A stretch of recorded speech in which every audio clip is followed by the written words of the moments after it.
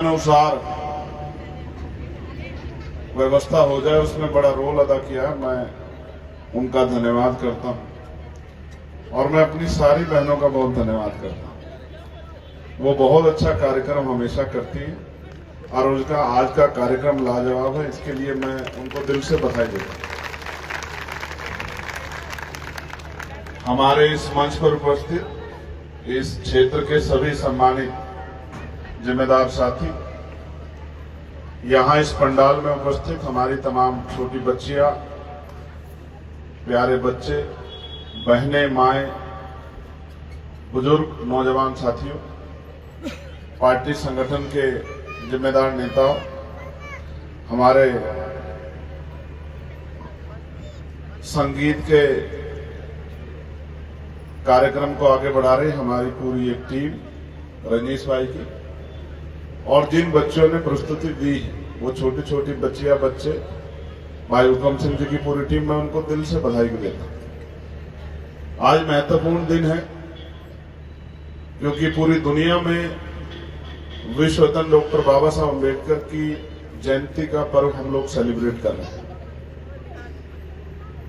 पहले तय हुआ कि 19 अप्रैल को हम लोग ये कार्यक्रम करेंगे, लेकिन फिर 14 तारीख का कार्यक्रम अम्बेडकर पार्क में होना था, तो ये तय हुआ कि 14 तारीख को ये कार्यक्रम हम लोग कर लेंगे। तो मैं सबसे पहले आपको बाबा साहब अम्बेडकर की जयंती की बहुत बहुत बधाई और मंगल कामनाएं देता हूं। मेरा बस आग्रह है, ये जो थोड़ा सा आप व्यवस्था कराइए तो फिर अच्छा हो जाएगा।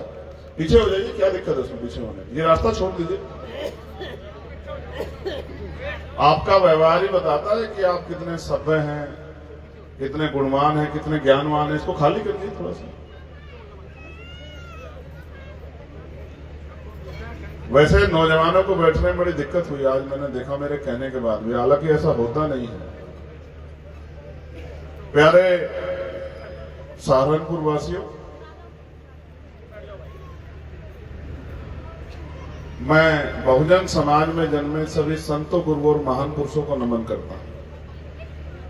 समय भी काफी हो गया है और मैं और किसी चीज में समय व्यर्थ नहीं करना चाहता। हमेशा मैं आगे से शुरू करता हूं कार्यक्रम को, बात को, लेकिन आज मैं अंत से शुरू करूंगा। और अंत से इसलिए शुरू करूंगा कि हुकम सिंह जी की टीम ने एक शानदार प्रस्तुति की, जिसमें पूर्व में जिस तरह का जुल्म, अन्याय और जिस तरह की व्यवस्था बनी थी, उस पर प्रैक्टिकली जो है हुकम सिंह जी की टीम ने, उन प्यारे बच्चों ने, बच्चियों ने वो चित्रण करके हमें दिखाया। भावुक पल था, इसमें कोई दो राय नहीं, लेकिन जब वो खत्म हुआ तो आपने शानदार तालियां बजाई। मैंने अपने हाथों को रोक लिया, इसलिए रोक लिया कि अभी भी हालात बहुत अच्छे नहीं। मैं जिस हाउस में हूं, संसद में, लोकसभा जिसको हम लोग कहते हैं, हम लोग वहां एनसीआरबी का डेटा जब पढ़ते हैं तो आपको जान के अचरज होगा कि हजारों महिलाओं के साथ आज भी रेप, हत्याएं, उनको जलाना, दुर्व्यवहार करना, अपमानित करना, ये होता है। रिकॉर्ड ये कहता है कि हर साल लाखों महिलाओं के साथ इस तरह की जुल्म, ज्यादती, अन्याय, अत्याचार होता है। और करने वाले ऐसे नहीं कि दूसरे देश के लोग या कहीं बाहर से आते, दूसरे ग्रह से आते, यहीं रहने वाले हमारे अपने बीच के ही आसपास के क्षेत्र के लोग। कुछ लोगों को लगता है कि ये उनका हक अधिकार है, कुछ लोग किसी को, किस समाज को आईना दिखाने के लिए, उनकी हैसियत दिखाने के लिए ऐसा करते हैं। मगर ये जो भी लोग हैं जो इस तरह का अपराध करते हैं, मैं उनको यही कहूंगा कि समय बदल रहा है और बहुत जल्द समय बदल जाएगा। कुछ ही दिनों की बात है, कैसा सवेरा निकलेगा कि आज की सरकार तो झूठा नारा लगाती है कि गुंडे पलायन करके, मैं आपको गारंटी देता हूं कि किताबों से गुंडे नाम का वर्ड हट जाएगा। इस बात को आप मेरी याद रखें, ये मेरा आपको वादा है। जिस भी तरह का अत्याचार हो, चाहे जाति के आधार पे हो, चाहे धर्म के आधार पे हो, चाहे क्षेत्र के आधार पे हो, किसी भी आधार पे क्यों ना, क्योंकि जिस सभ्यता को, जिस व्यवस्था को हम लोग मानते हैं, जिन महापुरुषों का हम लोग स्मरण करते हैं, जिनके विचारों पे हम लोग चलते हैं, उन महापुरुषों ने हमें मानवता का रास्ता दिखाया है। तो मानवता का रास्ता पे जो रहेगा उसका स्वागत है। जो मानवता के रास्ते को लागेगा, कानूनन उसको ऐसी सजा दिलाएंगे कि उसकी कई पीढ़ियां याद रखेंगी और वो कहकर जाएगा कि ये ऐसा अपराध कभी दोबारा मत करो। ये मैं आपको विश्वास देता हूं। तो वो जो पीड़ा थी, मैं उसको इसलिए भी ताली नहीं बजा पा रहा था क्योंकि मैं तो सुबह से शाम तक इन चीजों को रोज देखता हूं, क्योंकि बड़ा संगठन है। कहीं ना कहीं ये होता है, कभी मध्य प्रदेश में, कभी राजस्थान में, कभी छत्तीसगढ़ में, कभी उड़ीसा में, कभी बंगाल में, कभी हरियाणा में, कभी उत्तर प्रदेश में, कभी उत्तराखंड में, कभी कश्मीर में, कभी पंजाब में, कभी झारखंड में, बिहार में। रोज कहीं ना कहीं से खबर आती है और हम लोग उस लड़ाई को लड़ते हैं। तो ऐसा समझिए कि हम लोगों को आदत हो गई है इस दर्द को रोज देखने की, क्योंकि हम लोग देखते हैं, लड़ते हैं। लेकिन ये भी एक कड़वा सच है कि हमने अपने अंदर इसको सहने की आदत भी बड़ी मजबूत कर ली है। वरना आप समझिए कि मुट्ठी भर लोग और सैकड़ों लोगों को अन्याय कर दें, ये कैसे संभव है? ये एक ही तरीके से संभव है जब आप लड़ना बंद कर दें। मैं आज महिलाओं की, महिला शक्ति का धन्यवाद दूंगा। उनकी संख्या लगातार बढ़ती रही, कुर्सियां कम बढ़ती रही, उनकी संख्या बढ़ती रही और उन्होंने अपनी उपस्थिति दर्ज करा के, और मैं जब ये चल रहा था तो मैं उनकी मनोदशा को देख रहा था। कुछ भावुक थी, कुछ आंखों के आंसू पूछ रही थी, कुछ एक दूसरे से मतलब उस तरह की उनकी भाव प्रकट हो रहे थे कि तकलीफ महसूस कर रही। ये सच है कि ये तकलीफें तो हैं, लेकिन तथागत बुद्ध ने कहा है कि हर एक समस्या का एक कारण है और हर कारण का एक निवारण है। मैं महत्वपूर्ण उसमें आऊंगा, उसको घुमाऊं तो उठा के घुमाऊं। ये मेरी प्यारी सी छोटी गुड़िया है, ये जिद कर रही थी कि जल्दी से फोटो खिंचवा दो तो हम लोग चले जाए। हमने कहा कि रहो, जब सब बैठी हैं तो आप भी रहो। तो इसलिए वो छोटा बच्चा रो रहा है तो परेशान है। प्यारे साथियों, मैं चंद्रशेखर आजाद यही इसी मिट्टी में पैदा हुआ हूं, सहारनपुर। यहीं से बोलना, चलना, लड़ना, संघर्ष करना यहीं से सीखा है। कोई मां के पेट से नहीं सीखता है, हालात सिखाते हैं। मेरे आज भी याद है, बहुत सारे सीनियर सज्जन यहां बैठे हैं, हमारे गुरु भी हैं, अभिभावक भी हैं। एक आंदोलन हुआ यहां जब डिमोशन हो रहा था। आज जब मैं उस जगह पे आया, गांधी मैदान है गुरु जी, गांधी पार्क नहीं, वो जो सामने था उसके अपोजिट बस स्टैंड के बैक साइड में वो जो मैदान था, और वही जिसमें आंदोलन किया, गांधी पार्क। आज आया तो मैंने देखा उसके हालात बदल गए। तो वहां से आंदोलन शुरू हुआ और यहां तक आया, जिलाधिकारी कार्यालय तक। और मेरे नेचर में है कि मैं डंडा लेके उसका नेतृत्व कर रहा था कि कहीं अव्यवस्था ना, क्योंकि मैं एनसीसी का स्टूडेंट रहा हूं। मैं नियमों का बड़ा पक्का, अनुशासन को प्रायोरिटी देता हूं, नाराज भी होता। तो मैंने तो बोलना, मैंने, मेरे साथियों ने यहीं से सीखा, इसी सहारनपुर से। और बहुत सारे पत्रकार साथी खड़े, इन्होंने मेरी बहुत मदद की। जब हम आंदोलन करते तो ये खबरें बेचारे छाप देते थे, इनका वो मेरा अपना बीच का मामला है। इन्होंने बहुत मदद की हम लोग। आज हालात बदल गए हैं। यही सहारनपुर की जेल है, इनको याद है। निर्दोष होते हुए मुझे पकड़ा गया और 16 महीने मैं और मेरे साथी जेल में रहे। लाठियां खाई, कुछ को करंट लगाया गया, कुछ को पीटा गया, कुछ को डराया गया। एक दौर ऐसा था कि लोगों ने बैनर से अपने फोटो हटा लिए, नाम हटा लिए। मिलने नहीं आते थे, बहुत सारे लोग डरते थे कि मुकदमे में उनका नाम ना जाए। मगर मैं आपको सच कह रहा हूं, ये धरती गवाही दे सकती है।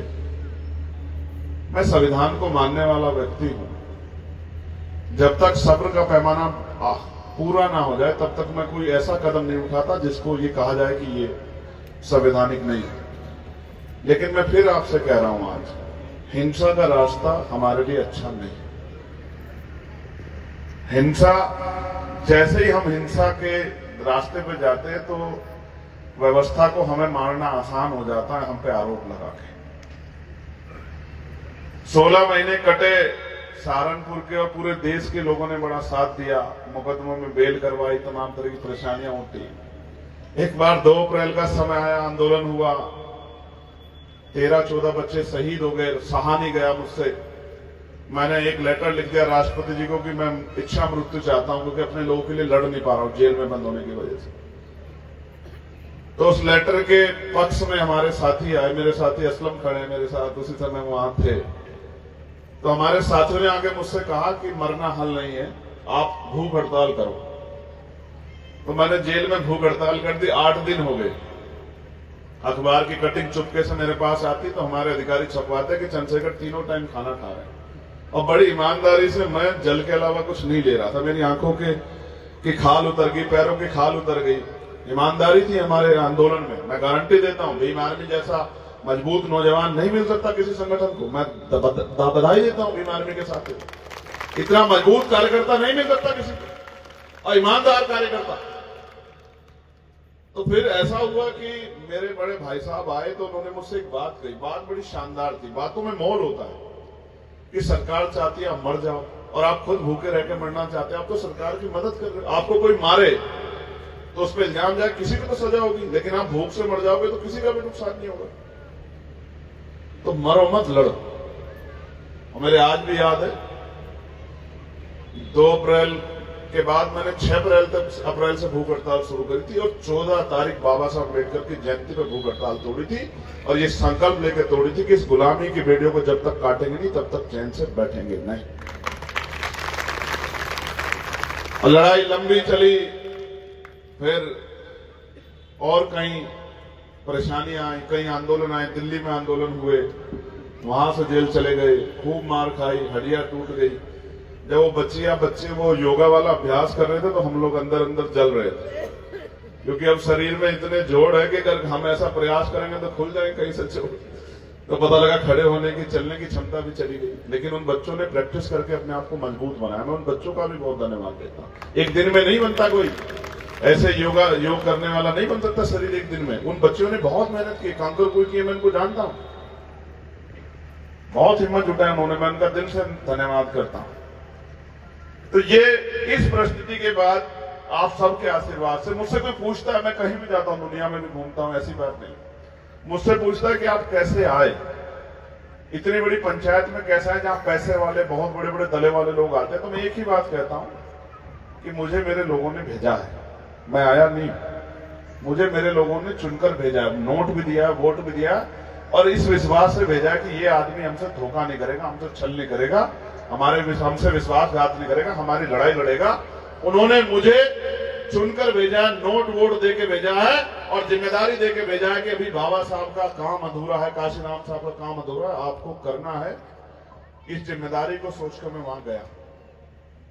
और क्योंकि वक्ता हूं, अधिवक्ता हूं, तो बोलता खूब हूं, तो पार्लियामेंट में भी गुरुजी कह रहे थे आवाजें तो सुनाई देती।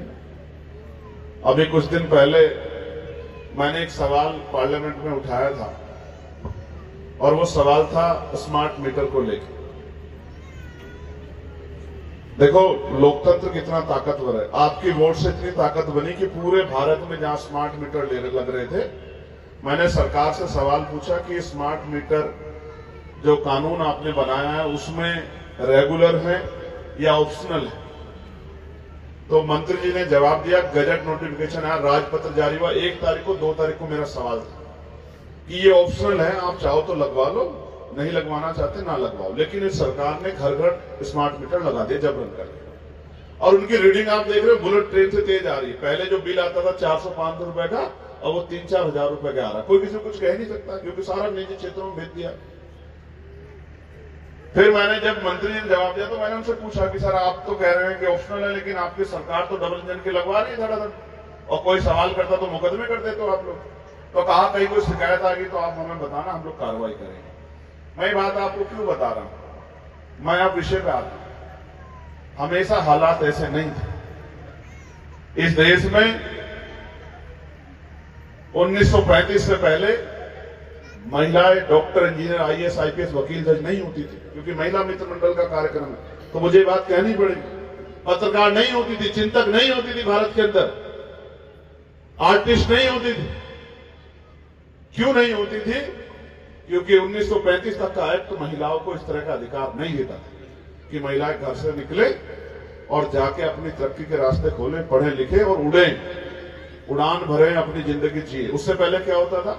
सती प्रथा थी, पति के साथ पत्नी को जला दिया जाता था उसकी मर्जी के खिलाफ। और मैंने बताया, एक परिवार में मैं गया था, आप सुनना और पढ़ना जाके। मेरी बहनें बैठी है छोटी, डॉक्टर हमारी बहन फल्क बैठी है, आज मैंने उसको देखा। आप पढ़ना जाके, आप स्कूली पढ़ाई पढ़ते हो लेकिन इस देश की हिस्ट्री भी आप पढ़ना, आपको अचरज होगा। आप एक नाम पढ़ना जिसका नाम है तैमूर लंग, एक शासक हुआ है, बहुत क्रूर शासक। कहा जाता था कि वो इतना क्रूर था कि उसके नाम से लोग डरते थे। लेकिन जब तैमूर लंग अपनी जीवनी लिखता है और सती प्रथा के बारे में लिखता है तो वो कहता है मुझे नहीं पता है क्या प्रथा थी, मगर एक दिन मैंने अपनी आंखों से देखा कि एक व्यक्ति मर गया है, उस व्यक्ति को लेके आ रहे, उसके पीछे पीछे बदहवास एक महिला को भी संखलों में बांध के ला रहे हैं। उसको शायद कोई ऐसा पेयजल पदार्थ पिलाया जिससे वो नशे में, अपने सुध में नहीं है, धतूरा पिला के। जब वो मृतक जो है, जो मरा हुआ है, उसको सैया पे लिटा दिया गया, चिता पे लिटा दिया गया, चिता के ऊपर उस महिला को जिंदा लिटा दिया गया, उसके हाथ और पैर संकल से बांध के और खूंटे गाड़ के उससे बांध दिए गए। और बराबर में ढोल वालों को कहा कि जोर जोर से ढोल बजाएं। और जब उस चिता में आग लगी और वो जीवित महिला जब जोर जोर से चिल्ला रही थी जलने की तकलीफ के कारण, उसकी गंध जो थी मांस की, जिंदा मांस के जलने की, उसने कहा, वो शासक कह रहा, क्रूर शासक, कि मेरी आत्मा तक कांप गई, मेरा शरीर कांप गया उस स्थिति को देख के। क्या होता है भारत में? मैं आपको बताना चाहता हूं, मेरी कोई भी बहन प्रैक्टिकल करके देख ले, जरा उंगली जला के देखो, आपको चलन का एहसास होगा। जब जिंदी महिलाएं जलाई जाती थी इस भारत में, आप देखो किस तरह की व्यवस्थाएं थी।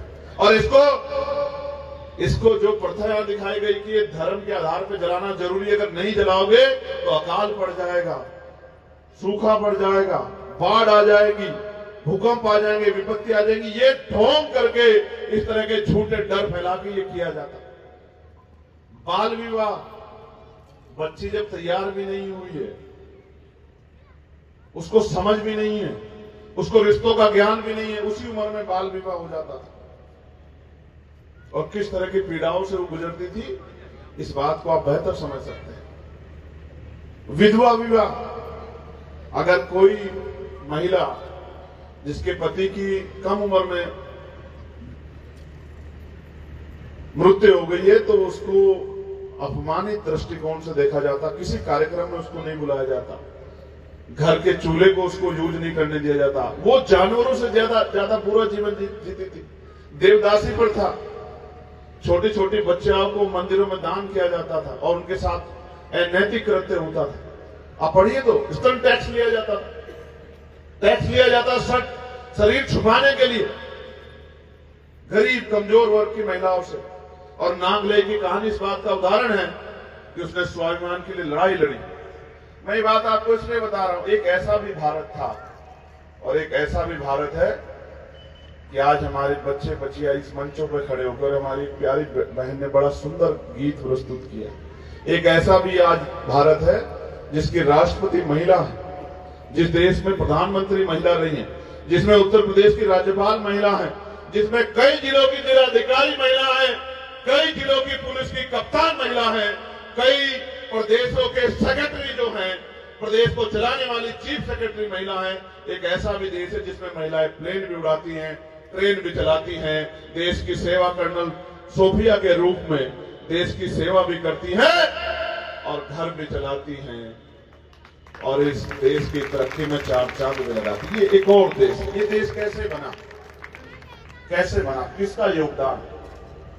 जब मैं योगदान की बात करूंगा तो राष्ट्रपिता ज्योतिबा फूले से शुरू करना पड़ेगा, माँ सावित्रीबाई फूले से शुरू करना पड़ेगा, माँ फातिमा शेख से शुरू। आज हमारी महिला मित्र मंडल की बहनें क्या कर रही, वही जो उस समय माँ सावित्रीबाई फूले कर रही थी कि एक तरफ धर्म के आधार पर उनको रोका जा रहा था कि महिला शिक्षा नहीं ले सकती है, और दूसरी तरफ उस व्यवस्था को चैलेंज करके माँ सावित्रीबाई फूले बच्चों को पढ़ाने का काम करते, स्कूल विद्यालय खोलने का काम करते। और आपको जान के पढ़ना चाहिए कि जब वो जाती थी पढ़ाने तो कुछ लोग उनको रोकने के लिए उनपे कीचड़ फेंकते थे, गोबर फेंकते थे, उनका अपमान करते थे, तो वो रुकती नहीं थी। एक साड़ी और लेके जाती थी, गंदे कपड़ों को बदलकर अच्छे कपड़े पहन के बच्चे को पढ़ाने का काम करती थी। आज अगर आपको कोई यहां टोक दे कि भाई आप उठ जाओ इस कुर्सी से, तो आप कहोगे मेरा अपमान हो गया है, लेकिन मां सावित्रीबाई फूले कभी अपमान मानी नहीं है। और आपको जान के आश्चर्य होगा कि उन्होंने अपने इन बच्चों के लिए अपने परिवार में किसी बच्चे को जन्म नहीं दिया।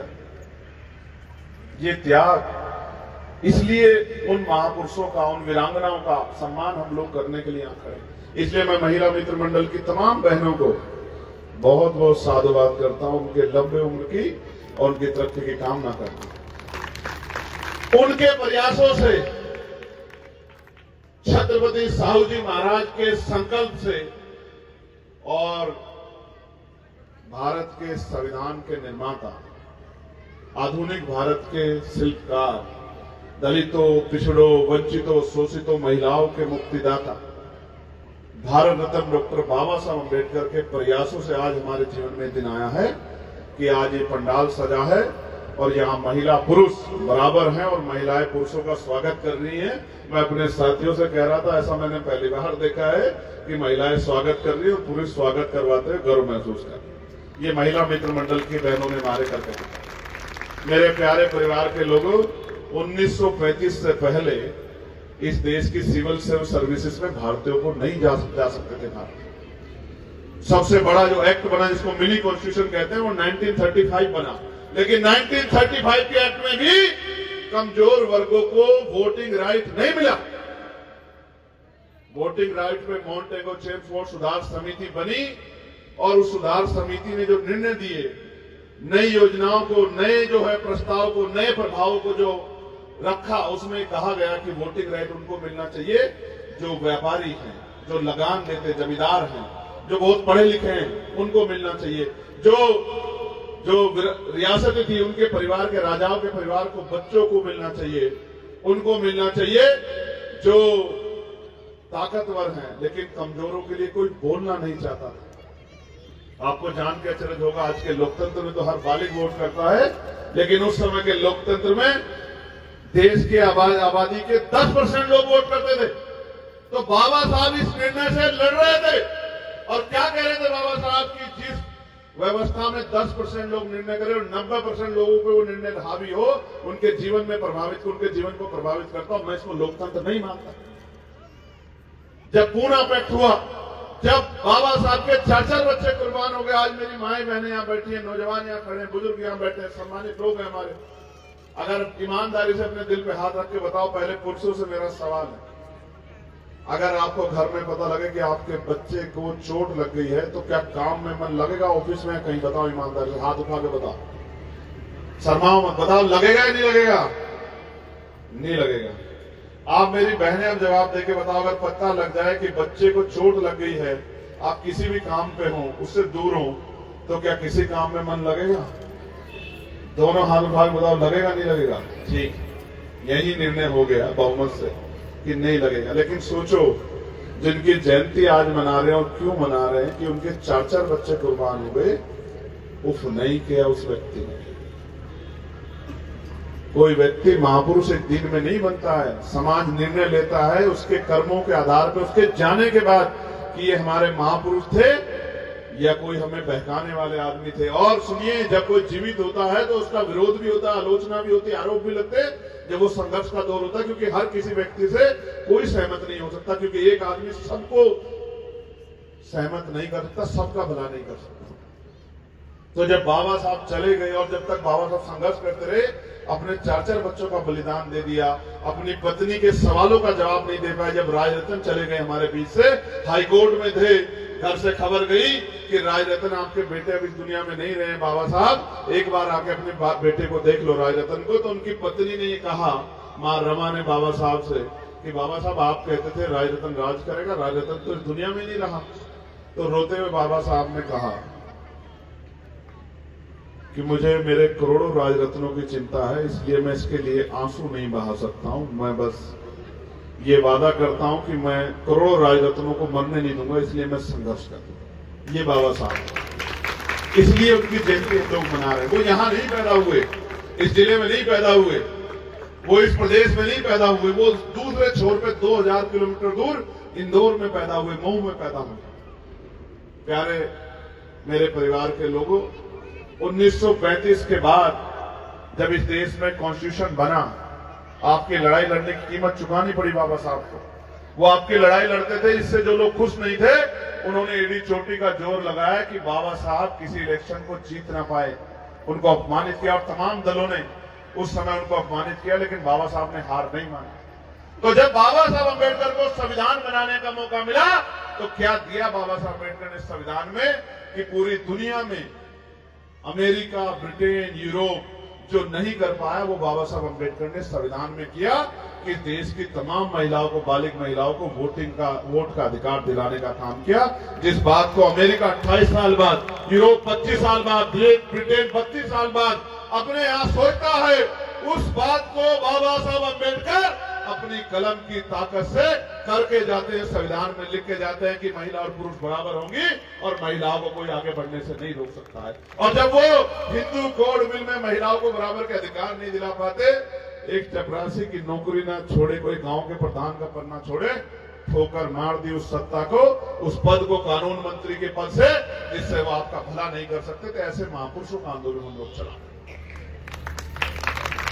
अच्छा दिन है, बहुत अच्छा दिन है, आप बहुत बड़ी संख्या में इकट्ठा हुए। लेकिन मैं आपसे जानना चाहता हूं, हमारे महापुरुषों ने जो कहा जाता है कि अगर किसी के बड़े कोई बात कह के जाते हैं तो उनकी आने वाली पीढ़ी उस बात को मानती है। मानती है नहीं मानती, बताओ? मानती है नहीं मानती? अगर किसी परिवार का बड़ा कोई कुछ बात कहे तो परिवार के छोटे उसको मानते नहीं मानते हैं। तो जब बाबा साहब आपको मुक्ति का रास्ता देके गए, लोकतांत्रिक व्यवस्था में वोट की ताकत बता के गए, किस तरह से गुलामी से मुक्ति धार्मिक रूप से लेनी है वो रास्ता बता के गए, फिर हमारे लोग उनकी बात पे क्यों नहीं चलते? फिर क्यों इधर उधर परेशान होते घूमते हैं अपनी मुक्ति के लिए? इसका मतलब हम अपने महापुरुषों को ना हमने पढ़ा, ना हमने जाना, ना उन पे जो है हमारा भरोसा है। इसका मतलब हम अभी भी अज्ञानता के शिकार हैं। मैं आपको बहुत जिम्मेदारी से कह रहा हूं, इस देश में बजट आता है आपके टैक्स के पैसे से, पता है नहीं पता आपको? मैं बहुत गंभीर जानकारी दे रहा हूं। दूं आपको जानकारी? नहीं दूं? पहले बताओ। घर में तो बहुत झगड़े हो जाते हैं छोटी छोटी बात पर। अब झगड़ा करने की तैयारी बता रहा हूं कि झगड़ा किस लिए करना है। आप घर में टूथब्रश से लेके जितने सामान खरीद के लाती हैं उन सब पे टैक्स लगता है।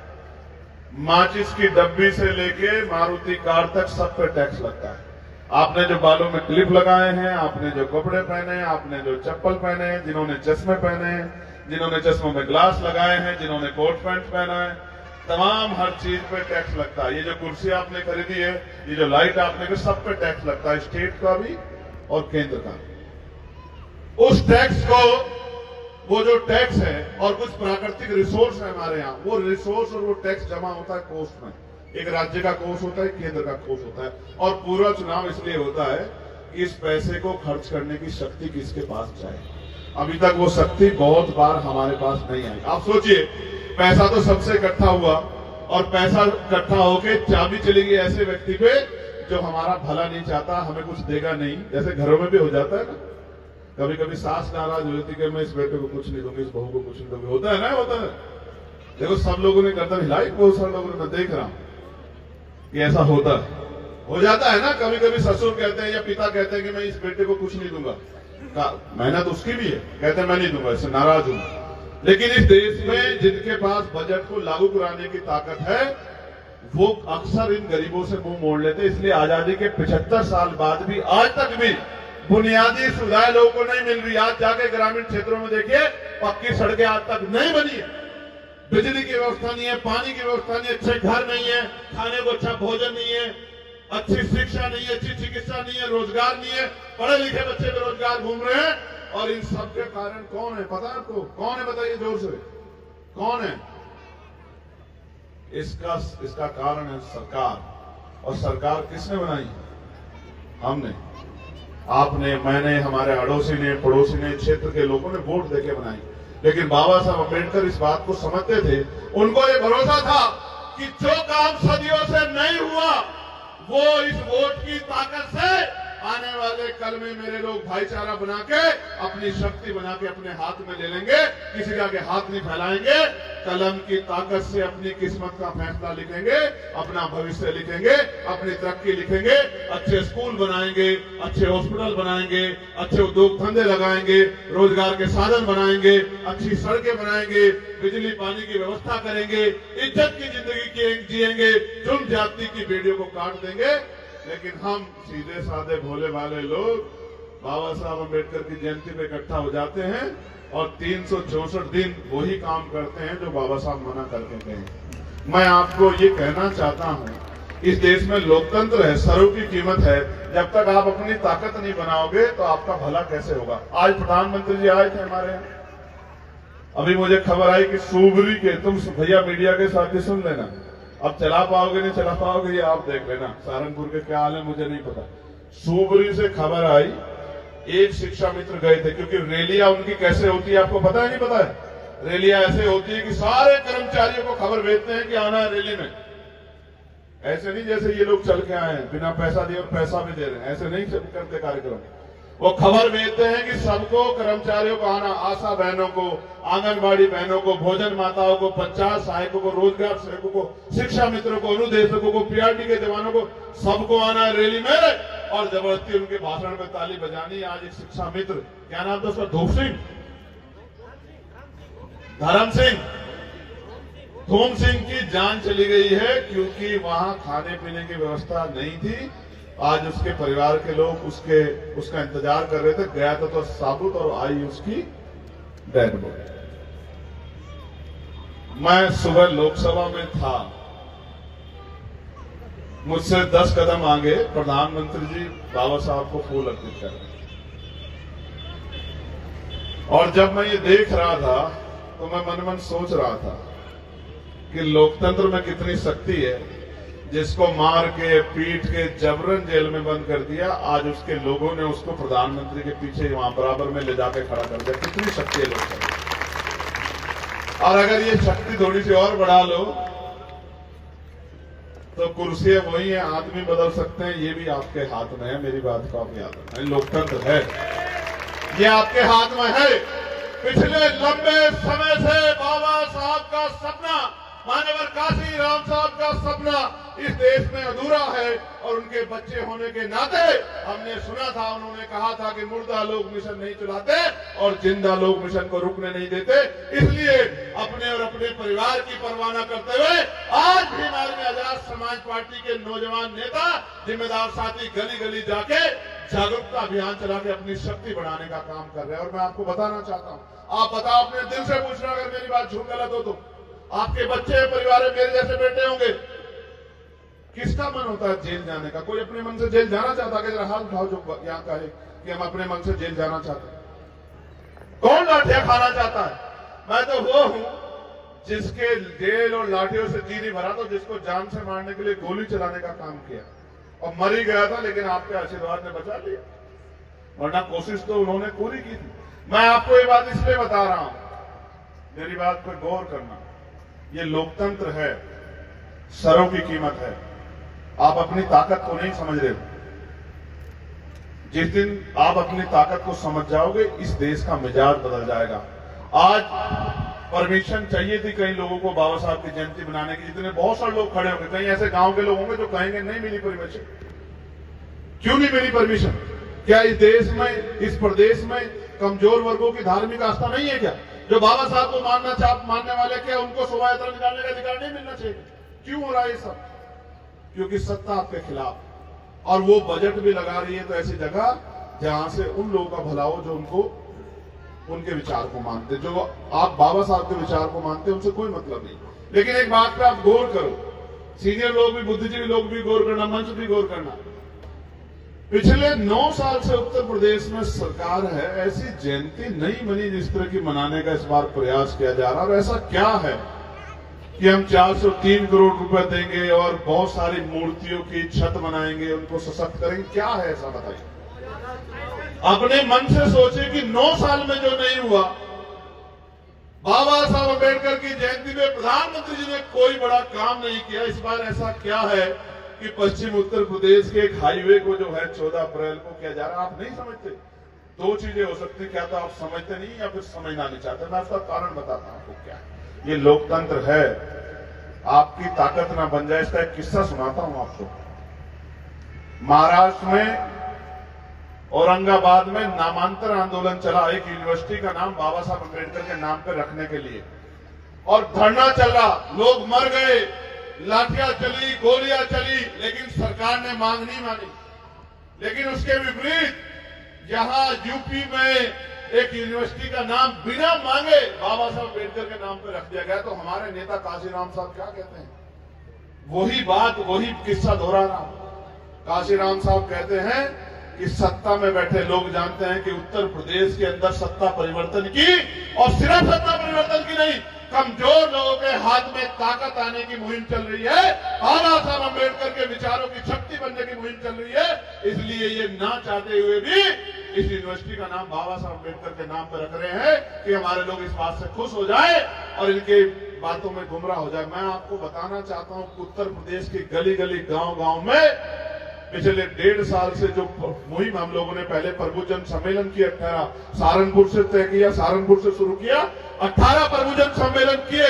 उसके बाद 8 जिलों, 8 मंडलों में इतनी बड़ी बड़ी रैलियां की जो प्रधानमंत्री और मुख्यमंत्री भी नहीं कर पा रहे हैं।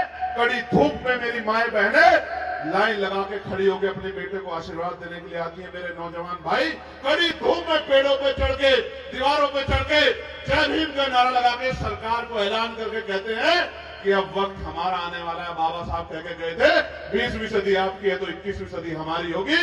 ये दिन आने वाला है, इसलिए आज हर कोई जयंती मनाने की बात कर रहा है, बाबा साहब की बात कर रहा है। कल ही हम लोग लखनऊ कार्यक्रम में थे, कार्यक्रम करके लौटे। मैं आपको बताना चाहता हूं, आप गुमराह हो सकते हैं, आपके मन में सवाल हो सकता है, आपके विरोधी के मन में कोई सवाल नहीं। वो जानता है कि ये मूवमेंट हमारे लिए क्या करेगी, अगर ये मूवमेंट आगे बढ़ गई तो किस तरह के बदलाव होंगे। वो सत्ता छीनने के लिए जो कभी आपकी गलियों में नहीं आते, आपके मोहल्लों में नहीं आते, आपसे बात नहीं करते, 5 साल आप रोते चिल्लाते रहो, ज्ञापन देते रहो, आपकी तकलीफ नहीं सुनते, चुनाव के समय बड़े बड़े कुर्ते पहन के अपनी गाड़ियां छोड़ के आपके मोहल्लों में आते। क्यों? क्योंकि बाबा साहब अम्बेडकर भारतीय संविधान में आपकी उंगली में इतनी ताकत दे गई, जिसे चाहो कुर्सी पे बिठा दो और जिसे चाहे जमीन पे पटक दो। इस शक्ति की वजह से आपके मोहल्ले में आता है। और मैं कहना चाहता हूं, जिस दिन वोट का अधिकार चला गया ना मेरे लोग, आप मुझसे गारंटी ले लो, आपकी खाल भी सड़ जाएगी तो कोई आपकी तकलीफ को सुनने नहीं आएगा। इतिहास गवाह है। बाबा साहब कहते हैं इतिहास, जो कौम अपना इतिहास नहीं जानती कोई भविष्य का निर्माण नहीं कर सकती। इतिहास पढ़ के देखो, जब तक संविधान नहीं था तो इस तरह की जुल्म जाते अत्याचार के शिकार होते थे हमारे लोग। और जब ताकत उनके पास है, ताकत का भी फर्क होता है, ताकत आज उनके पास है तो सुगरी के लोग अपनी लाश को लेकर बैठ के रो रहे हैं। और मुझे पता लगा कि पुलिस और एडमिनिस्ट्रेशन ये कह रहा है कि आज ही अंतिम संस्कार करो। जब शक्ति आपके पास नहीं होती तो हाथरस में हमारी बहन को जिंदा मरने के बाद उनके परिवार की सहमति के बिना रात के अंधेरे में पेट्रोल डाल के जला दिया जाता है। जो सत्ता आपके पास नहीं है, ताकत आपके पास नहीं। मैं आपको कहना चाहता हूं, आपने सबको मौका दिया है, एक मौका आपको चंद्रशेखर आजाद को भी देना चाहिए। देना चाहिए नहीं देना चाहिए? पहले बताओ, पहले बताओ, देना चाहिए नहीं देना चाहिए? जो लोग दोनों हाथ उठा के कहेंगे उन्हीं की बात को मानूंगा, जो लोग एक हाथ उठाएंगे उनकी बात को बिल्कुल नहीं मानूंगा। क्योंकि मैंने, नीचे कर लो, मैंने कोई कमी नहीं छोड़ी। आप एक काम ऐसा बता दो, एक मामला ऐसा बता दो। अभी मेरठ के कपसाण में जब हमारी एक बच्ची को मैं सुनता था, पहले जेल में जाने से पहले सुनता था, पढ़ते हुए सुनता था कि आज वहां बच्ची को उठा ले गए और पंचायत ने फरमान सुना दिया कि इनके परिवार को ऐसा कर दो, इनकी बच्चों के साथ ऐसा कर दो। आज अगर किसी गुंडे में हिम्मत है तो ऐलान करके, पंचायत करके मेरी मां बहनों के खिलाफ फैसला देकर दिखाओ। अगर इलाज ना कर दिया तो मेरा नाम चंद्रशेखर आजाद नहीं। क्या बात करते हो आप लोग? सत्ता भी जानती है, विपक्ष भी जानता है हमारी ताकत को, हमारी क्षमता को। अभी जब मेरठ में ये अन्याय हुआ और मैं बाहर था और मैंने कहा कि मैं आऊंगा, तो पूरे वेस्ट की फोर्स लगा के एडी चोटी का जोर लगा लिया। मैंने कहा मेरठ जाऊंगा तो मेरठ जाऊंगा। और मैं आज आपसे कह रहा हूं, अभी तक तो आपने विपक्ष में मुझे लड़ते हुए देखा है। मैं बाबा साहब अम्बेडकर को मानने वाला, जानने वाला, उनके विजन को समझने वाला आपका अपना बच्चा हूं, आपका भाई हूं, आपका बेटा हूं। आप अवसर तो आने दो। अगर आपका बच्चा, पढ़ा लिखा बच्चा बेरोजगार घूम जाए तो आप मुझसे सवाल करना ना। क्या आप अपने बच्चों को रोजगार नहीं दिलाना चाहते? क्या आप जो आज महंगी शिक्षा मिल रही है, या 10-12 हजार अपने दिल से पूछ के देखो कि 8-10 हजार रुपए महीने की फीस आ रही है, बच्चों की खर्चा आ रहा है हर साल, नई वर्दी, नए जूते, नए मोजे, नई किताबें, नया सिलेबस, और सब एक दुकान से मिलेंगे। जो लूट हो रही है शिक्षा के नाम पे, और बाबा साहब कह के गए और कानून बना है, राइट टू एजुकेशन की शिक्षा अधिकार है आपका, उसके बावजूद कानून है, कानून है, बिल्कुल सच है, कानून है। 25% गरीबों के बच्चे प्राइवेट स्कूलों में पढ़ेंगे। कौन से स्कूल में 25%? आप दिखा दो मुझे। कानून यही है, क्योंकि लागू कराने वाले हाथ उन लोगों के हैं जो चाहते हैं आपकी शिक्षा खत्म हो जाए। आज आपको 10-15 हजार रुपए की महंगी शिक्षा में अपना बच्चा पढ़ाना पड़ रहा है। आप क्यों नहीं ताकत बनाते कि 200-150 रुपए में वो शिक्षा मिले इंग्लिश मीडियम की, जिसके लिए पहले आपको 15,000 रुपए, 10,000 रुपए पे करना पड़ेगा। तो आपके हाथ में बटन सही दबा दो तो ताकत आपकी बन जाएगी। ताकत बन जाएगी तो सिस्टम लागू हो जाएगा। मेरे साथी हैं, मेरे साथी है, लोकतंत्र को समझो मेरे लोगों। मेरे साथी है, हिंदू राष्ट्र हुआ करता था नेपाल, लेकिन फिर वहां के लोगों ने माना कि भाई कानून संविधान से चलेगा। आप देखो उन्होंने सबसे पहला काम क्या किया, जब मेरे वो बालेन साहब प्रधानमंत्री बने, वहां नौजवान है और हो सकता है हमसे छोटे हो, जेएनयू में पढ़े, हमसे छोटे हो। क्या कहा उन्होंने, क्या किया? उन्होंने कहा हमने हजारों साल जुल्म जाति अत्याचार दलितों के साथ के, ये हाउस माफी मांगेगा अपने उन परिवारों से जिनके साथ हमारे रहते अन्याय हुआ। ये पूरे देश की जिम्मेदारी और पूरे हाउस में माफी मांगेगी। और मैंने लोकसभा में कहा कि ये इनको कब शर्म आएगी भाई? आप कब मांगोगे उस जुल्म के लिए जो जुल्म आपने किया है? आप भाई भाई कहते हो और फिर भाई भाई के नाम पे भेदभाव करते हो। और मैं आज कह रहा हूं, आप देखना जल्द वो अपनी सरकार में लागू करेंगे कि सबके बच्चे सरकारी स्कूल में पढ़ेंगे, प्राइवेट स्कूल में किसी का बच्चा नहीं पढ़ेगा। सरकारी स्कूलों में वो सुविधा ला के देंगे। मेरी बात ये नौजवान बदलाव और विजन को लेकर काम करने वाले लोगों की नई पहल है, सोच है। ऐसी चिकित्सा व्यवस्था कि जिसमें जेब ना कटे, रोजगार व्यवस्था, गारंटी रोजगार व्यवस्था, ऐसी अच्छी सड़कें, बिजली, पानी की व्यवस्था। इन तमाम कामों करने की शक्ति कहां से आएगी? जब आप आशीर्वाद दोगे। और जब आप आशीर्वाद दोगे, मैं आपको लिख के देता हूं, फिर आपको रोना नहीं पड़ेगा, पछताना नहीं पड़ेगा, तड़पना नहीं पड़ेगा, किसी के साथ अन्याय नहीं होगा। ये तब होगा जब आप इस काम को करो। तो बाबा साहब तो ताकत देके चले गए, लेकिन हमने उसका प्रयोग करना नहीं सीखा। समझिए जैसे किसी के घर में लाख रुपए रखे और वो हजारों रुपए के लिए दूसरे लोगों से भीख मांग रहा, उसको पता ही नहीं कि उसके घर में लाखों रुपए रखे। उसी तरह से बाबा साहब अम्बेडकर के प्रयासों से भारतीय संविधान में आपके पास वो ताकत है जिसमें 5 साल बाद लोग आपके पास आते हो। अगर आप घर से निकल के अपने अगले 5 साल के लिए लड़ाई लड़ने के लिए सही फैसले ले लो, तो वो दिन दूर नहीं कि आपको किसी के दरवाजे नहीं जाना पड़ेगा, सरकार आपके दरवाजे आएगी और ऐसी पॉलिसी लागू होगी। जिन दफ्तरों में आज आप लाइन लगाते हो, पैसे देते हो काम कराने के लिए, मैं गारंटी देता हूं कि उन गरीबों के मोहल्लों में जहां बिजली पानी की व्यवस्था नहीं पहुंची, और मोहल्लों में अधिकारी आके बैठा करेंगे और सुबह से शाम तक काम किया करेंगे, घर घर खबर भिजवाया करेंगे कि पूछना उनका कोई कागज तो नहीं बाकी रह गया। अगर वो कागज नहीं बना तो ऐसा ना हो कि शाम तक चंद्रशेखर सस्पेंड करके हमें जो है और जेल वेल डलवा दे, उसका कोई पता नहीं। लेकिन ये तभी होगा जब आप सपोर्ट करोगे साथ। तो मैं तो कोशिश कर रहा हूं 2 साल से पार्लियामेंट में लगातार हर विषय पर आवाज उठाने की, हर मामले को मजबूती से आपका पक्ष रखने की, बाबा साहब की आइडियोलॉजी के आधार पर, फूले की, साहू की आइडियोलॉजी के आधार पर रखने की। लेकिन कभी कभी मैं कोशिश भी करता हूं कि कार्यक्रमों में भी जाकर समझाऊं। मैं बहुत दिनों बाद इस समय का कार्यक्रम कर रहा हूं, लगभग 1 साल से ज्यादा का समय हो गया मैं इस समय के कार्यक्रमों में नहीं गया। लेकिन मेरा प्यार है सहारनपुर के प्रति, और क्योंकि मैं यहाँ का बेटा हूं, मेरे कंधों पर जिम्मेदारी भी है। और मैं लायक औलाद हूं बाबा साहब की, नालायक नहीं जो अपनी जिम्मेदारियों को उतार कर फेंक दे। मैं ताकत कहीं से भी हासिल करूं, लेकिन शाहपुर के लोगों को पीछे नहीं छोड़ूंगा, मेरी बात को आप याद रखिए। कौन से उद्योग धंधे, कौन सा इंडस्ट्रियल एरिया है जो पढ़े लिखे बच्चे रोजगार करने, बताओ कहां है सहारनपुर में? हाईवे बना रहे हो आप, बहुत अच्छी बात है, बनाने चाहिए, समय बचेगा, लेकिन जो टोल आप खाल से निकाल रहे हो उसको कहां से? 3 टोल है उस पर, 3 टोल है, और मैं गारंटी देता हूं दिल्ली से यहां तक के में 450 रुपए से कम का टोल नहीं बैठेगा, आप देख लेना। तो ये जो टोल के नाम पे आप टैक्स लेते हो, पहले गाड़ी के समय वैट लेते हो, फिर सेस लेते हो, फिर पेट्रोल डीजल पे टैक्स लेते हो, फिर टैक्स भी लेते हो, कैसे लूट रही है सरकारें? इसलिए लूट रही है कि हमारे लोग खड़े नहीं हो रहे। तो आप यहां आए, इतना प्रेम दिया, मैंने बहुत सारी प्रस्तुति देखी, मैं दिल से उन सबका आभार प्रकट करता हूं। जो वो जिम्नास्टिक वाले बच्चे थे वो यहाँ है क्या? योगा वाले बच्चे हैं यहाँ? चले गए? अच्छा, और वो जिन बच्चों ने वो हुकम सिंह भाई के साथ वाले बच्चे, हाँ, मैं एक बात हुकम सिंह भाई आपको भी कहने आओ इधर। बहुत शानदार प्रस्तुति दी इन्होंने, अंदर तक झकझोर दिया। बताओ झकझोरा नहीं झकझोरा? ईमानदार से बताओ, जिन लोगों को झकझोरा, जरा हाथ खड़े करो। आंसू आ गए? ये बड़ी अच्छी टीम है, मगर मैं एक बात सोच रहा था, हालांकि हो सकता है मैं गलत हूं, हमें कोशिश ये करनी है कि हमारी कोई भी कार्यक्रम उसमें सकारात्मकता जानी चाहिए। हमारे बच्चों की मनोदशा पे ये फर्क नहीं पड़ना चाहिए कि आज भी हमारे साथ ऐसा हो सकता है। जब तक चंद्रशेखर आजाद खड़ा है तब तक तो इसके बाद एक कार्यक्रम और किया करो कि उन जीभ काटने वालों को चंद्रशेखर आजाद ने उल्टा लटका दिया, इस कार्यक्रम को किया करो आप लोग। जब तक आप ये नहीं करोगे तब तक आपके हौसले कमजोर पड़ते रहेंगे। कार्यक्रम किया करो, जो कल नहीं हुआ आज नहीं हो सकता है क्या? कानून कहता है ना कि जो अपराध करेगा, हत्या करेगा, उसको सजा होगी। फांसी होती है नहीं होती देश में?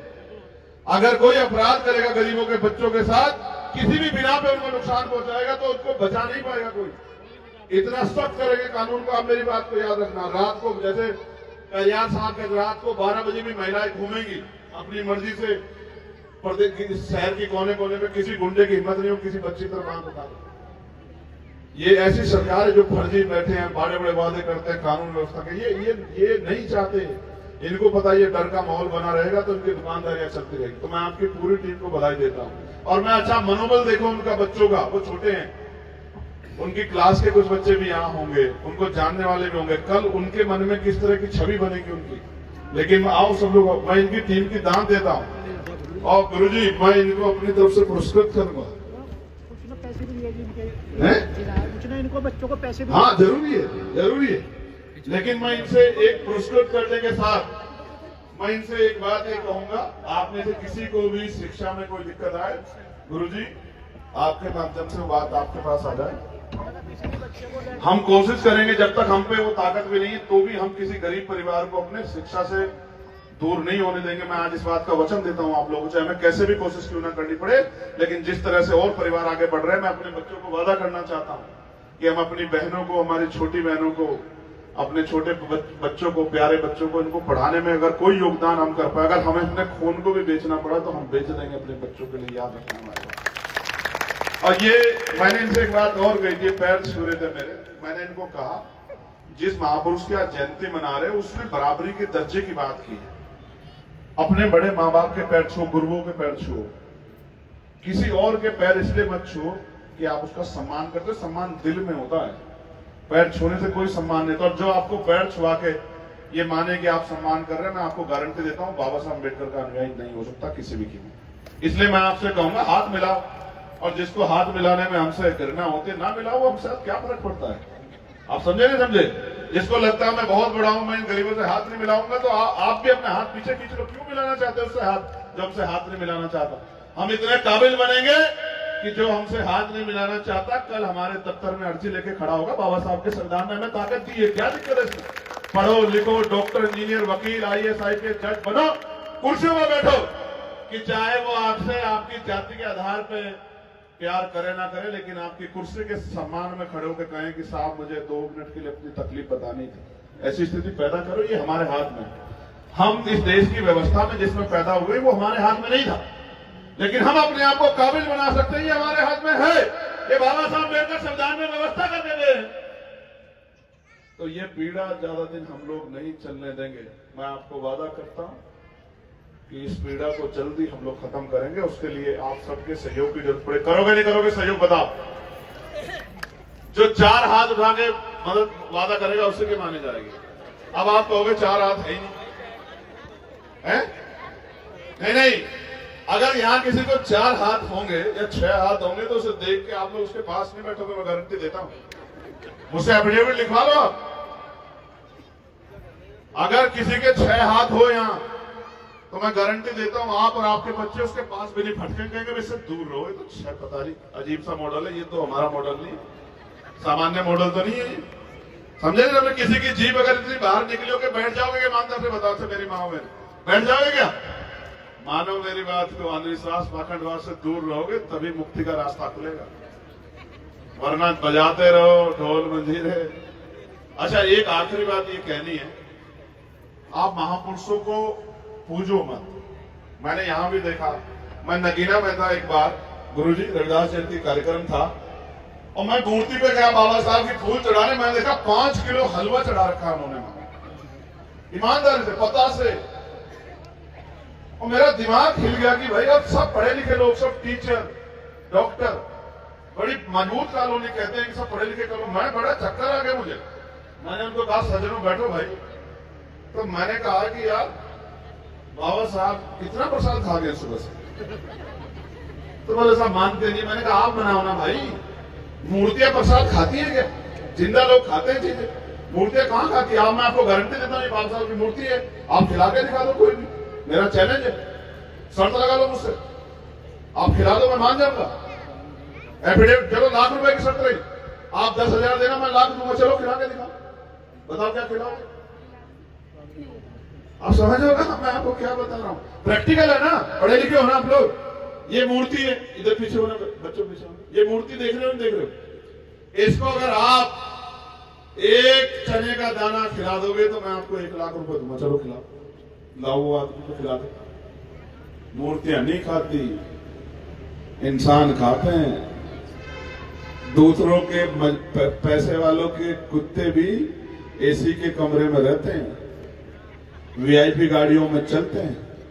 गर्मी होती है तो एसी लगता है, सर्दी होती है तो हीटर लगता है, और दूध बहुत अच्छा आता है कि पेट खराब ना हो जाए। अच्छा भोजन देते, बीमार होने पे डॉक्टर के यहाँ ले जाते, 500 रुपए का पर्चा बनता है। लेकिन इस देश में एक बड़ी आबादी वो भी है जो रूखी सूखी खा के किस तरह अपना पेट पालती है, सरकारों को नहीं दिखता या फिर वो देखना नहीं चाहती। सच ये है कि आप सरकार के एजेंडों में हो ही नहीं, वो तो मजबूरी है। संविधान कहता है कि इनके बारे में सोचना पड़ेगा, इनकी टीम बनानी पड़ेगी, इनको अधिकार देने पड़ेंगे, इनको शिक्षा दिलानी पड़ेगी, तो वो ना चाहते हुए कोई काम करते हैं तो वो ऐसा ही करते हैं। इसलिए मैं आपसे कह रहा हूं कि आपको अपने हकों के लिए लड़ना है, और जब लड़ोगे तभी बात आगे बढ़ेगी। गुरुजी इनको पुरस्कृत करना है, साथ साथ जिले में आप ये भी वो चलाओ, अगर हमारे जो साथी हैं वो सहयोग करके कोई परिवार ऐसा हो जो बच्चे पढ़ना चाहते हो, पढ़ना पा रहे, उनकी मदद भी करें, हम लोग इस मूवमेंट को भी चलाएं। और आने वाले कल में हम लोग एक कमेटी बनाएंगे, आरटी के जरिए, राइट टू एजुकेशन के जरिए जो एडमिशन होते 25%, जो कॉलेज जो स्कूल एडमिशन नहीं करेगा उस स्कूल पे ताला लगा देंगे, जिसकी हिम्मत हो खुलवा देना स्कूल को, मैं आपको गारंटी देता हूँ। लेकिन करेंगे सब संवैधानिक, उसमें तुम लोग ज्यादा जज्बाती मत हुआ करो, समझे नहीं समझे? जज्बाती नहीं होना है, सब कानून के दायरे में करना। क्यों सतेंद्र भैया? जो नहीं देंगे समय पे गैस उनको नहीं करने देंगे ऐस, ठीक है? जो गरीबों के लिए हित के काम करेगा उसी की मौज आएगी। ठीक है भाई, आपने मुझे सुना, इतना प्यार दिया, इतना दुलार दिया। अभी मैंने आपके लिए कुछ किया नहीं है, लेकिन मैं आपको वादा करता हूं 2027 में हम लोग मेहनत कर रहे हैं, अवसर बनने दीजिए। अगर हर घर से आवाज नहीं आई कि हमारा बेटा, हमारा भाई और हमारा संगठन काम कर रहा है, तो मुझे आप सवाल मुझसे करें। आपने अपने बच्चों को पढ़ाया है ना? अगर आप उनको स्कूल नहीं भेजते तो ये कैसे कहते कि डॉक्टर क्यों नहीं बना, इंजीनियर क्यों नहीं बना, वकील क्यों नहीं बना? आपने उसको स्कूल भेजा, उसको फीस दी, उसको कपड़े दिए, उसको खाना दिया, व्यवस्था की, तभी तो जाके वो कामयाब हो पाया ना। तो एक इस बेटे के बारे में भी, इस टीम के बारे में सोचो। बताओ सोचोगे नहीं सोचोगे? तीसरी बार हामी भरवा रहा हूं मैं आप लोगों से, दोनों हाथ उठा के बताओ सोचोगे नहीं सोचोगे? अच्छा, अपने अपने जगहों पे खड़े हो जाओ जल्दी, बस फिर अब आखिरी बात फिर करने, फिर गुरु जी को माइक दे देंगे। आवाज अब जो लोग सो रहे हैं उनको उठवा देना, इतनी जोर से आवाज लगाने लगाओगे बच्चों बताओ, लगाओगे ना? जय भीम, जय भीम, जय भारत, जय भारत, जय संविधान, जय संविधान, जय मंडल, जय मंडल, जय जोहार, जय जोहार। एक अंत बात ये, मैं अगर माइक बंद कर दूं तो आपकी आवाज ज्यादा होगी या मेरी बताओ? आपकी? सही बात है, होगी नहीं होगी? प्रैक्टिकल बात है। सरकार यही काम करती है, बस ऐसी होती है सत्ता। आप इतने सारे लोग, मेरे हाथ में माइक, मेरी आवाज आप लोगों से ज्यादा दूर तक जाएगी। बताओ सच है नहीं सच है? जब आपके पास सत्ता नहीं होती तो आपकी आवाज कोई सुनता नहीं है, और जब आपके पास सत्ता होती है तो आपकी आवाज सुनना मजबूरी हो जाता है, फिर आपके काम होने जरूरी हो जाते हैं। इसलिए आपसे कह रहा हूं, इस बार थोड़ा आशीर्वाद देना, काम करना, ताकत बनवाने में मदद कराना, जिससे कि इस लड़ाई को आगे बढ़ाए। बहुत बहुत धन्यवाद। जय भीम, जय भारत, और पुणे आपको मंगल कामनाएं, बधाई आपके परिवारों के लिए। महापुरुषों से प्रार्थना कि आप सुखी हों, आपकी दुख तकलीफें दूर हों, आपके बच्चों को रोजगार मिले, तरक्की मिले, वो खूब पढ़ाई कराएं, खूब पढ़े लिखे और आगे बढ़े। बहुत बहुत धन्यवाद। जय भीम, जय भारत। सभी अपने स्थान पर बैठने का काम करें, सभी लोग अपने अपने स्थान पर बैठ जाए। अब जो महिला मित्र मंडल के सहयोगी के रूप में भाई